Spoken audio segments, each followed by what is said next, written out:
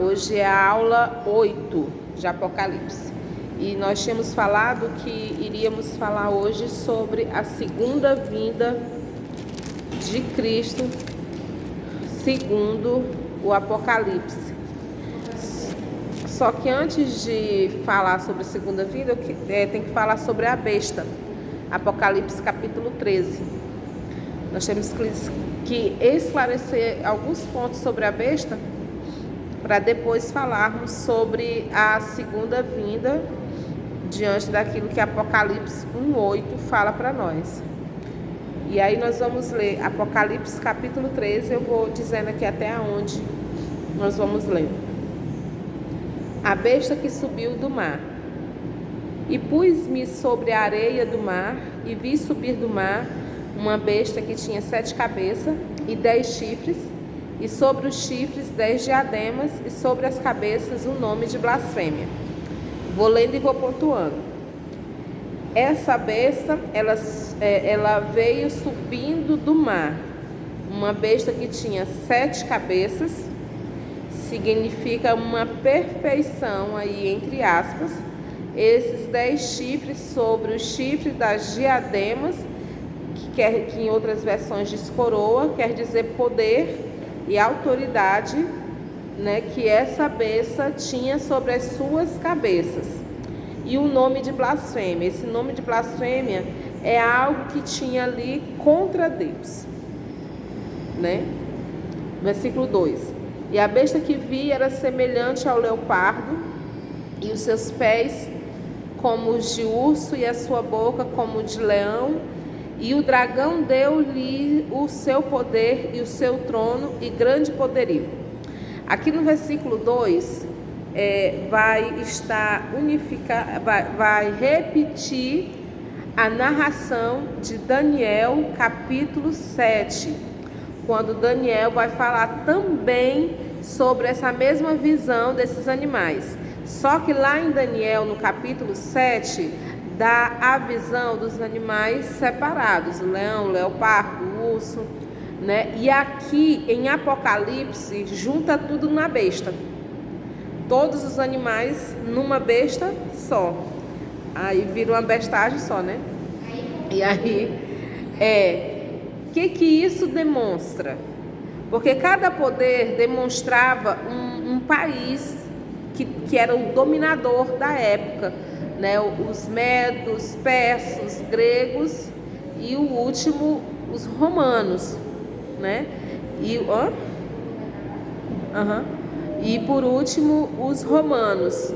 E aqui junta-se todos eles no único poder. O que chama a atenção? Diz que o dragão deu-lhe o seu poder e o seu trono e grande poderio ou grande autoridade. Quem é esse dragão? Esse dragão é a grande chave aqui da besta. O dragão, se nós formos ler Apocalipse 12, versículo 7, vai dizer que houve uma batalha no céu, onde Miguel e os seus anjos batalhavam contra o dragão e batalhava o dragão e seus anjos. Tem um outro versículo que agora eu não vou recordar, mas está no capítulo 12, que vai dizer claramente que o dragão é Satanás, que dragão é o diabo. Então o próprio diabo dá a besta, capítulo 7, 12, 7, né? Então o próprio diabo, ele pega aquilo que ele tem de poder e ele tem autoridade, pega a autoridade que ele tem, pega o poder que ele tem e entrega à besta e diz para ela agir, né? Então assim, a besta não é o diabo e provavelmente também não é o anticristo, mas é um agente cheio de autoridade dada por Satanás para que consuma a terra.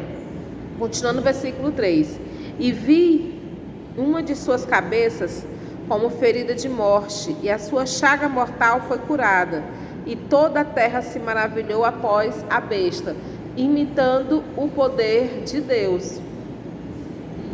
Porque ela é ferida, Ela morre e ressuscita.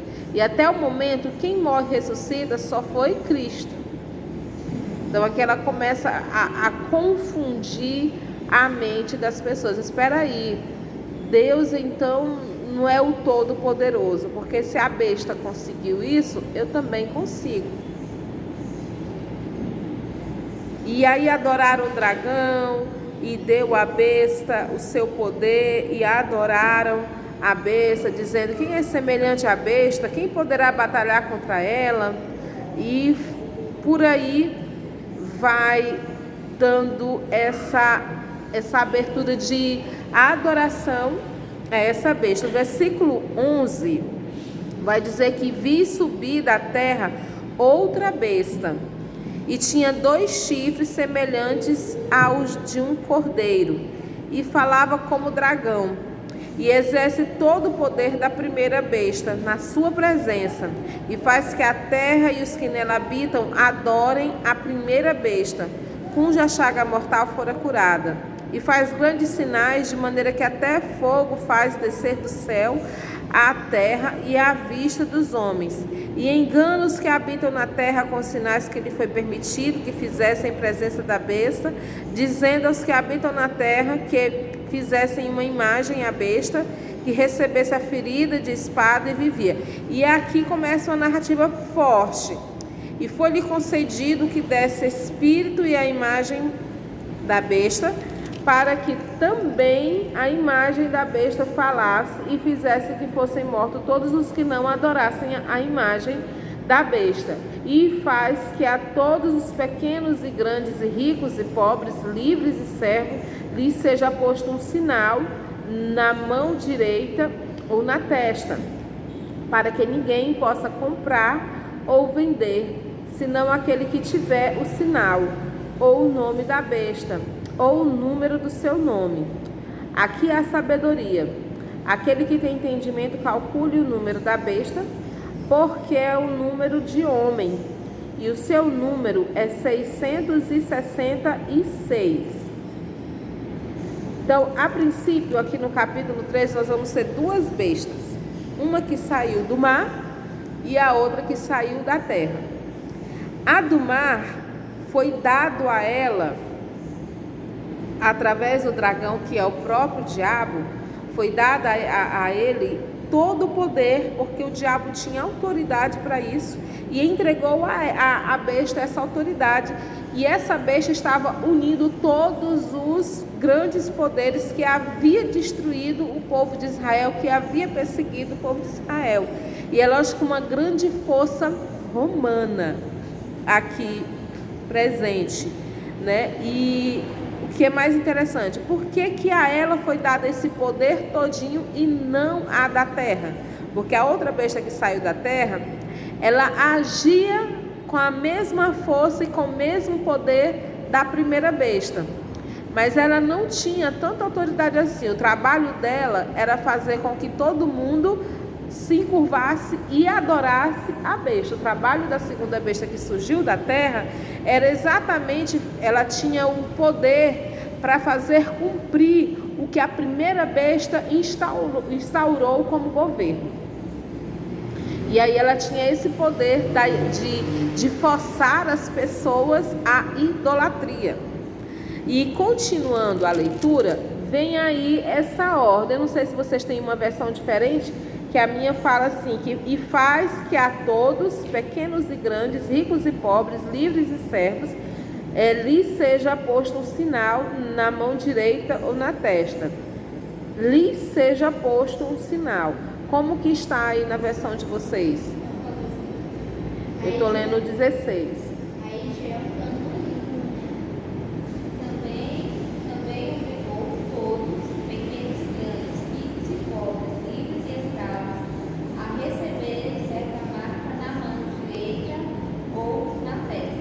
Perfeito, olha só. Lê bem alto, Gabi, para sair aqui. Também obrigou todos, pequenos e grandes, ricos e pobres, livres e escravos, a receberem certa marca na mão direita ou na testa. A palavra obrigou. Que tempo que está esse verbo? Obrigou. Ano passado. Não está no presente e nem está no futuro. Então essa besta obrigou. Então algo aconteceu lá atrás, na época de João, porque para entender esse texto da besta, eu preciso entender a mente de João, que escreveu há muito tempo atrás. E aí, por exemplo, já surgiram, né, muitas coisas com relação a esse sinal que nós lemos aqui, que é o sinal 666, que nem é 666, é 666, que é diferente de 666. É igual quando eu digo 1 e 1 é 11, porém 1 mais 1 é 2. Se eu digo 11 e digo 1 e 1 é 11, certo? E se eu digo 1 mais 1 é 2. Se eu digo 666, não são 6 separados. É 666, que é diferente de 666. E aí surgiu já diversos tipos de aplicações, né, sobre essa questão do 66. Primeiro foi o chip, né, que pode ser colocado na testa ou na mão. Depois foi o código de barra, porque tem aquelas coisinhas que pode ser 666. Depois foi o auxílio emergencial, porque eram 3 parcelas de R$600. Aí quem lançou essa teoria e não aceitou, porque teve gente que não aceitou e não foi tirar com medo de ser o sinal da besta, agora vai ter mais umas 3, acho que é mais 3 parcelas agora, não de 600, de R$300, né? E que mais? CPF, quando o CPF era de papel, passou a usar agora de cartãozinho, o chip no cartão do banco, carteira digital.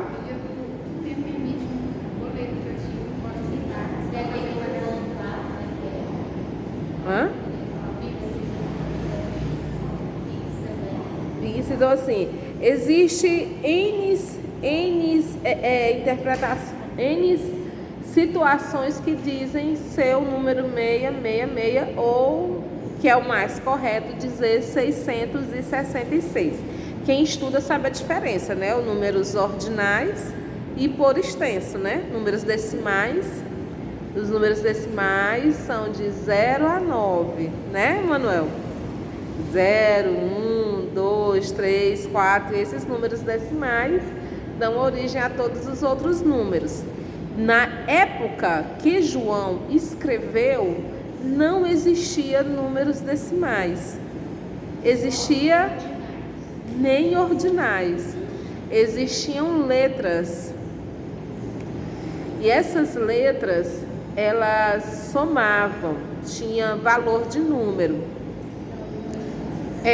Olha só como é que o texto aí diz que obrigou.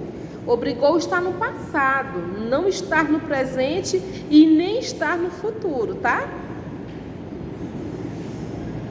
Se fosse no presente se fosse assim, algo assim no presente, estaria assim: e obrigará a todos que colocarem um sinal na testa e na mão. Ou obriga, né? E não tá. O verbo tá muito claro aí no passado. E isso faz uma diferença enorme na interpretação. Outra questão também é porque ele fala assim, e faz com que todos, ou seja, e obrigou pequenos e grandes, ricos e pobres, livres e servos, que lhe seja posto o sinal na mão direita ou na testa. E aí esse sinal, a gente não sabe que sinal é esse, mas nós vamos ver na época dos imperadores aí do passado, Nero, Diocleciano, Vespargiano, um monte de imperador que teve aí no passado. Quantas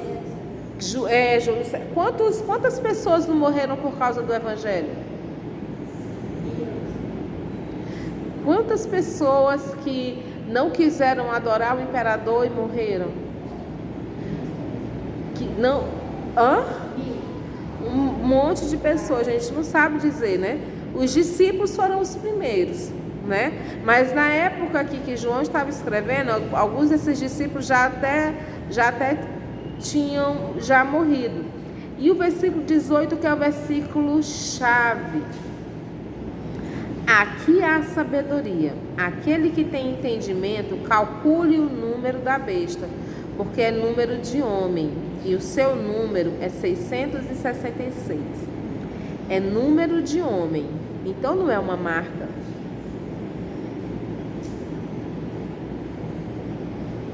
A marca está lá em cima e faz com que todos, pequenos e grandes, pobres e livres, serve posto um sinal na mão direita e na mão esquerda, para que ninguém possa comprar ou vender, senão aquele que tiver o sinal, ou o nome da besta, ou o número do seu nome. Não o número em si, mas o número do seu nome. Aqui há sabedoria. Aquele que tem entendimento, calcule o número da besta, porque é o número de homem, e o seu número é 666. Número de homem. Raciocinando que na época que João escreveu, não existia números decimais, mas as letras tinha valor numérico. Pega-se e muitas pessoas estudando, eles encontraram esse número 666 num imperador que foi um imperador muito ruim, chamado César Neron, ou César Nero, ou Nero. Ele, na época que ele foi imperador, ele mandou tacar fogo na cidade, na própria cidade que ele governava. Ele mandou tocar fogo e colocou a culpa nos cristãos, só para que os cristãos fossem condenados. Então, muitos estudiosos encontraram a fórmula 666 no imperador César Nero. Não dá para mostrar aqui, mas pega-se o nome no grego de César Nero César, coloca-se na linguagem hebraica, aí as letras hebraicas, cada uma tem um valor numérico, porque era assim que eles conheciam os números, através das letras hebraicas, que eram os desenhinhos lá, e aí faz a soma e dá 666. César Nero. A mesma coisa faz com o nome Jesus. Pega-se o nome Jesus, da mesma forma, leva para o grego, faz a conta, só que o nome Jesus dá 888. Quando a besta em si está nessa posição dos 666, ela pensa que atingiu a perfeição, mas na realidade ela não é perfeita. Porque quando faz a soma, que é o que o versículo 18 está mandando fazer, calcule o número da besta, porque é o número de homem e o seu número é 666, eles vão fazer a mesma coisa com o nome Jesus, e eles vão descobrir que Jesus não é só perfeito, porque o número 7 é que é perfeito. Então ele é 888, então ele é mais que perfeito. E a besta 666 é imperfeita. Mas a ideia de ser 666 é porque o número 6 é o número do homem perfeito. Então ele quer, a ideia dessa função de repetição de números, né, quer trazer a ideia do homem perfeito que quer ser igual a Deus. Abaixo de 666 é imperfeito. Imperfeito. Eu ia dizer que Deus é 111 ou 909. O cálculo do nome Jesus é 888. Né? De Deus eu não pesquisei, só o nome Jesus. Não pesquisei. Então, assim, essas duas situações obrigou e ser número de homem, é lógico que a gente não pode fechar, mas dá a entender que esse sinal foi lá atrás. Lembra que a gente falou que o Cordeiro de Deus que abriu os selos é o Senhor da história e está contando a história aqui para João? Então, assim, o efeito do que Nero fez lá atrás, do sinal que foi colocado lá atrás, e dessa besta querer ser um poder enorme, estar furiosa para um domínio. E esse sinal, quando fala de mão e de teste, a gente vai entender melhor na segunda besta.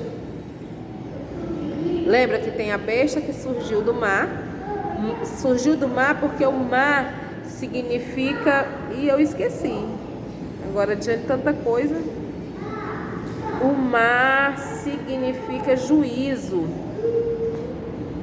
mar significa injustiça. Então a besta subiu do meio da injustiça.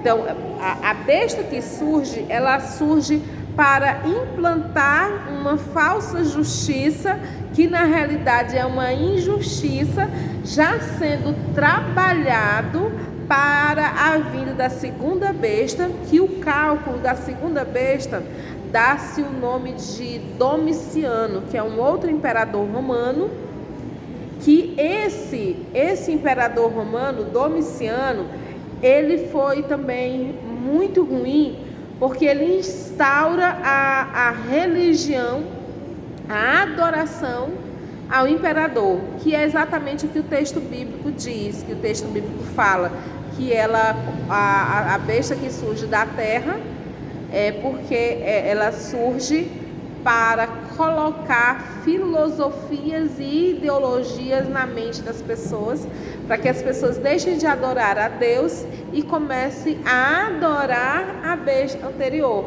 É o trabalho de aceitação do homem da iniquidade ou do anticristo, entendeu? As duas estão trabalhando para quando o anticristo surgir, a mente já esteja totalmente voltada para aquilo e não se enxergue, não se perceba que a pessoa está adorando e idolatrando um Deus que não é Deus. E pode enganar muitos cristãos, porque aí a segunda besta, ela já instaurou lá atrás o sinal, ou essa marca, ou ela já fez a confusão lá atrás, e os cavalos que estão galopando nos nossos dias hoje, eles estão trabalhando freneticamente ou simultaneamente, a gente pode dizer assim, para que a mente seja consumida pelas ideologias, pelos sistemas. E aí as pessoas pensam que estão adorando a Deus e não estão. Como que eu vou definir isso aí? Né? Uma vez me fizeram, acho que foi na chácara, né? Fez a pergunta: quem te fez pastora? Aí foi Deus. Não, tu respondeu na carne. Tu não vejo. Aí eu fui pensar naquela forma da pergunta e a forma como a pessoa como é que fala?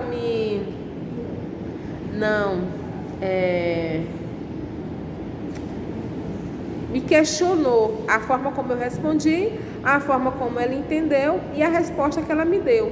Eu digo: Jesus, batata, isso aí que a besta faz com a gente. Lança ideologias na nossa mente. E isso é o que a gente tem que tomar cuidado. Eu preciso buscar o ser cheia do Espírito Santo, para que o que eu venha falar não seja de entendimento, que não seja da carne, mas que seja do Espírito. Porque a maquinação aqui do capítulo 13 é exatamente tornar os cristãos mais racionais possíveis, sem que percebam. Por que eu falo que é tornar os cristãos? Porque quem está no mundo, eles já estão dançando conforme a música. Já estão ali dançando. É o 15. é o 13, é o 18, é o 20, é o 24. E a multidão vai ali junto. Se eu não me engano, a chave dos comícios é exatamente para mostrar quem está na frente. E aí tem que ter, quanto mais gente tiver no comício, mais gente. Aí o político acha que ele está, né? Mede-se, mas não sei, não entendo muito bem, mas mede mais ou menos nessa questão, né? Por aí. Mas nós temos que nós temos que ficar bem esperto, porque o trabalhar aqui é exatamente trazer confusão na mente de muitas pessoas e às vezes se perder no caminho e não adorar a Deus. Não sei se eu estou conseguindo ser clara. Mas a segunda besta é a besta da ideologia, da filosofia, que traz desentendimento na mente do cristão, dizendo ser de Deus e não sendo de Deus. Lembra daquele versículo lá de Mateus, capítulo 7, que fala, eu costumo repetir muito ele, né? Eu expulsei demônios em seu nome e tal, aparta-te de mim que eu não vos conheço, né? Eu expulsei, etc. Aquele outro versículo que fala assim, venha, eu não te conheço, mas aí vem o outro e ele diz assim, entra no gozo do teu Senhor. E aí é complicado porque o trabalhar, e eu estou falando isso antes de falar realmente do conteúdo da aula de hoje, porque o capítulo 14, ele vai falar da marca de Cristo. Ele vai falar da marca espiritual. Ele vai falar do selo do Espírito Santo. Olhei, capítulo 14, versículo 1. E olhei e eis que estava o Cordeiro sobre o Monte Sião, e com ele 144.000, que em sua testa tinham escrito o nome dele e o de seu pai. Aqui já está claro, né? Tem o nome da pessoa e o nome do seu pai. E aqui nos versículos anteriores está mandando calcular o número desse homem, que é a besta.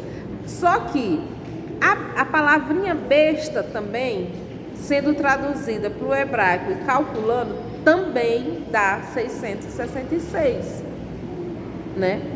Não vai ser um negócio aqui escrito, é igual a gente não tem aqui escrito, eu sou de Jesus, eu tenho. Eu sou selada pelo sangue de Cristo. Mas nós temos a marca de Cristo.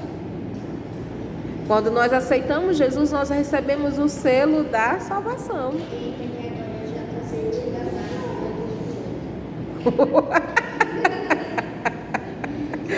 Nós temos o selo, não é o 888, a marca que está sendo bem claro, é o nome dele e o nome de seu pai, né? Que é o próprio Cristo em nós, que não tira a nossa personalidade, não tira a nossa forma de ser, mas que o Espírito Santo é a habitação. E aí a besta, com as suas ideologias e com as suas sutilezas, ela muda a maneira de pensar sobre Deus.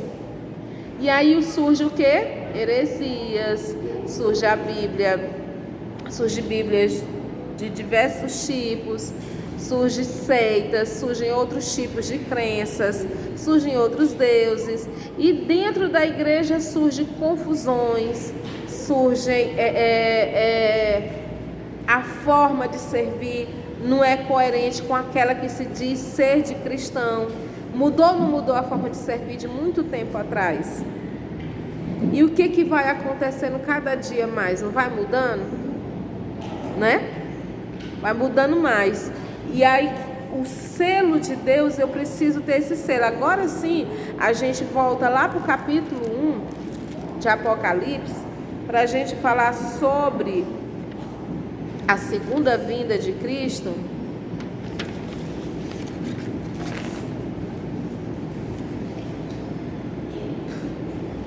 Então, enquanto vocês abrem, eu quero concluir essa parte do capítulo 13, dizendo que a besta do mar, ou dos sistemas injustos, representa Nero, o Império Romano, e a da terra, Domiciano, representa os poderes filosóficos, a maneira de pensar.